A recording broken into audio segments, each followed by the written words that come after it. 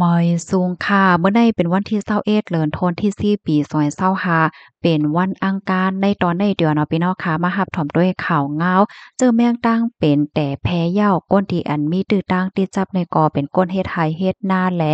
ก้นแอวและเทินป่าว่าไหนค่ะเฮาค่ะมารับถอมด้วยลองตั้งลายโหยอย่ามันค่ะเนาะมื้อวันที่16เดือนธันวาคมที่4ปี2025ในห้องการโรงฝ่ายป้ายอยู่หลีที่ในเมืองไทยค่ะเลยออกมาเปิ้นเผาลาดว่า ในเหลือนทนที่10ในตั้งเป็นอันในก็มันแต่แพ้แห้งเหย้าเฮ็ดจังไหนเนาะตั้งเป็นอันในได้ก็มีชื่อว่าตั้งเป็นนาวฮักษาดใหญ่เฮ็ดเนี่ยมันสิมีแมงค่ะเพราะว่าแมงในมาครบเหย้าเนี่ยก็สิเฮ็ดให้คนในติดจับกว่าเฮ็ดจังไหนค่ะอ้อแมงในซ้ำอยู่จอมสภาวะต้นไม้ต้นตอกต้นเยือยาแหละจังไหนอ้อจอมหนังของการหลงฝ่ายแห่กลางตั้งเป็นค่ะเนาะเปิ้นเลยเก็บหอมตอมจูข้อมูลมา ตั้งเอาวันที่1เดือนธันวาคมที่1ต่อบ่ฮอดถึงวันที่8เดือนธันวาคมที่10ปี2025ได้ครบทบหันก้นที่จับโคกเหงโคกปาก88ก่ออันรู้เซ็งสายใจมี5ก่อเจตอนอันครบทบนำแห้งเหลือสิเปิ้นสุดในได้ก็เป็นที่แม่ฮองสวนน่านร้อยเอ็ดเกียงใหม่และเกียงไฮ้ในอ้อม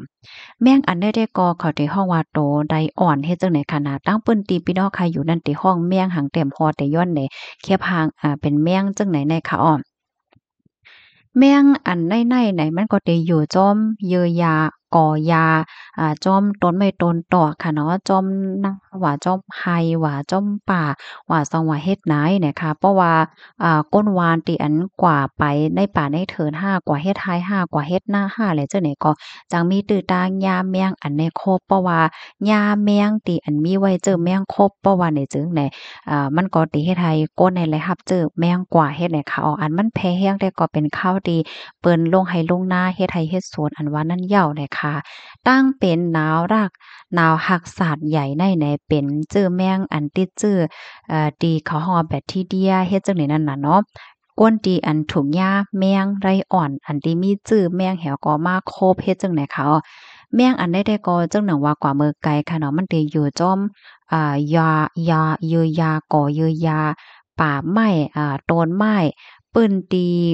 ปื้นตีอันย่ำๆยิ้มๆให้เนี่ยเนาะจ้อมในป่าในเถินจ้อมในนาให้เนี่ยค่ะเพราะว่าก้นหญ้าแมงอันนี้ครบเหย้าและเจอแมงอันนี้เข้ากว่าเหย้าเพราะว่านี่จึงมันติแต่ในฟางหางมันมาค่ะเอามันติใจข้าวย่ำอยู่10 ถึง 12วันเฮ็ดไหนค่ะ ฟางหางมันซ้ำได้เป็นหือเนี่ยค่ะเนาะก้นที่อันจับเจอแมงตั้งเป็นอันได้กว่าเหย้าเนี่ยค่ะนะก็เตมีลมหนาวค่ะหนาวสั่นกัดสั่นค่ะเนาะหนาวกัดสั่นโฮเจ็บเจ็บจ้อมเลือดจ้อมโตเฮ่อๆโอนๆไอต้องคนไข้หักหมันก็ได้มีป้าตาเหลียงเหี่ยวก็เตเหลียงๆหญ้า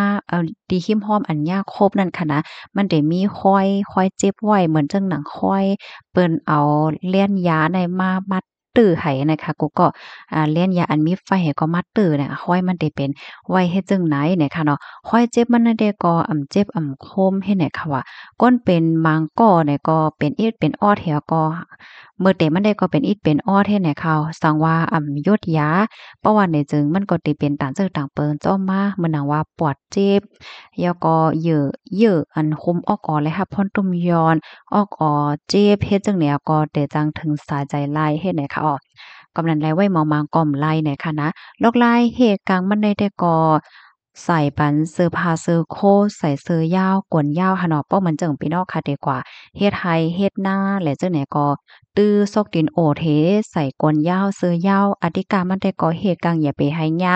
แมงคบนั่นเหย้าน่ะค่ะเสียก็อย่าไปกว่านอนนั้นก็นั่งเล่นเนอเยอยา กำซื้อนั่นน่ะเนาะมังป้อมังไรเฮากว่าเฮ็ดไร่เฮ็ดนาห้ากว่าในเถินในป่าห้าเฮากว่าน้อเนอเยอะยาบางปอกลับก่อนให้เฮาฮู้ว่าในเยอะยานั้นมันมีเมียงอีหังพองเฮ็ดให้ค่ะเนาะอันนี้ก็อย่าไปเฮ็ดในค่ะเนาะเพราะว่ากงย่ามแมงอันนี้โคบเนี่ยค่ะซันเจิ้นดังว่าเฮาคากว่าให้กว่าหน้ามาเหย้ามาถึงเฮิรนเหย้าก็ให้ไลคิมแนดอาบน้ำซักเสื้อผ้าเสื้อโคสากขนหัวแปดกำเหลียวเฮ็ดแนวเนาะ เฮียงเลยวันนั้นในเฮาอยากคบก็เฮาไม่ใจก็ว่าแมงอ่อนตัวในมันเตจับจอมมาจอมเสือจอมโคเฮาในเขาพอมาถึงเฮือนยาก็เลือเสอาบน้ำสาคนโหเสื้อผ้าเสื้อโคเฮาอันเฮานุ่งกว่านั่นก็ สักแปดกำเหลียวค่ะสักก็ให้เอาอันเป็นผองสักโคนเนี่ยสักปลากำเหลียวเฮ็ดให้อ้อหนังหือแมงเนี่ยมันเตอันจับมาจอมซื้อนั่นค่ะเนาะมันเต็มจังอย่างในนั้นค่ะน่ะมันจังก็ครบเปิ้นเฮ็ดให้นะก้นตีอันเฮ็ดการผูกซ้อมในไฮเตอร์ฟังสติการแห้งๆเนี่ยเอาสังเจอหนังว่ามีโตสัตว์ที่อันเลี้ยงไว้ที่หิมห้อมเคินเนี่ยก็โลกเข้าใจล่มล่าโดยถึงปันป้าลองหมดไส อย่าไปให้มีหนูหังว่าเฮ็ดจั่งใดแน่มาอยู่จ้อมหิมห้อมเฮินค่ะจ้อมเฮินเฮาแวงเฮานั่นก็รักษาปันลองโมดไสอย่าไปปันเยื้อยาในโคกๆห้ามๆจ้อมเฮินเฮาขอบเฮินเฮาเฮ็ดให้ค่ะให้เฮาค่ะจ้อนปัญญาเพียวปันเยื้อยาเฮ็ดเนี่ยนะให้มันหมดใสๆอยู่ตาเสค่ะป้อมใจจั่งใดแหนเมี่ยงจั่งใดมันติเหลิงเนี่ยค่ะสังเจ้าหนังว่าก้นในเฮิรนค่ะเนาะมีฝางหางมีลมหนาวโหเจ็บจ้อมเลือดจ้อมโตมีตุ่มเคินอำนั้นก็ตาเหลียงเพราะว่าเนี่ยจึงให้ยิมเน็ตก็หาหมอยากำเหลวเนี่ยค่ะนั่นคือหมอยาเขาเตจางต้วยปันเหียก็ปัญญายาเนี่ยเนาะอย่าไปกว่าซื้อยาอันแหมเจิงเมี่ยงนั้นมากินหั่งก้วยในค่ะ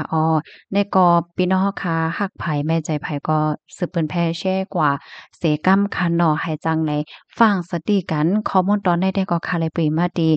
ห้องการลงฝ่ายแหกกลางตั้งเป็นนะคะเพราะว่ามาลาดลองจึงในคณะค่ะแต่แค่ย้อนลัดนิดหนึ่ง เพราะว่าคาต้องเทศในเมืองคาเฮาก็เล็กในขณะเหมือนหางคายามย่าแม่งอันในโคบหำหูเนาะมันเนี่ยก็เป็นห้อยจิบห้อยโคบให้ไหนขึ้นมาจ้อมผิวเนื้อผิวหนังให้เนี่ยค่ะกูก็ก้อยกะว่ามื้อนั้นได้เฮาก็บ่ฮู้ว่าแม่งอันใดมันมีเจอแม่งสังสินเจิงเหิอเจิงหาพองให้ในนั้นขนาดเนาะเหี่ยวก็มันเฮ็ดให้เป็นตุ่มเป็นหังให้แหน่ก็ลิโกเรเต้นะคะก็ย้อนให้พี่ๆน้องๆเฮาค่ะกูก็โกกวนค่ะเนาะฟังสติกันทางไปทางมันเหมือนจังหนังพี่น้องค่ะ มันก็มังก้นค่ะเนาะอันไกลกว่าตีในเถินในป่าเฮ็ดแหน่เนาะมันก็ซ้ำกว่ามื้อหนังก้นปลายพี่มังจื้อเนี่ยก็อยู่ไว้ที่ในเถินในป่าแล้วจังไหนก็ให้เลยลือเซสติยุ่งโคบยาวค่ะเนาะให้สติป้าเมียงจังไหนโคบป้าเนี่ยค่ะย้อนให้กูก็อยู่หลีกินวาในรอดเพกันค่ะเนาะมอยสูงค่ะ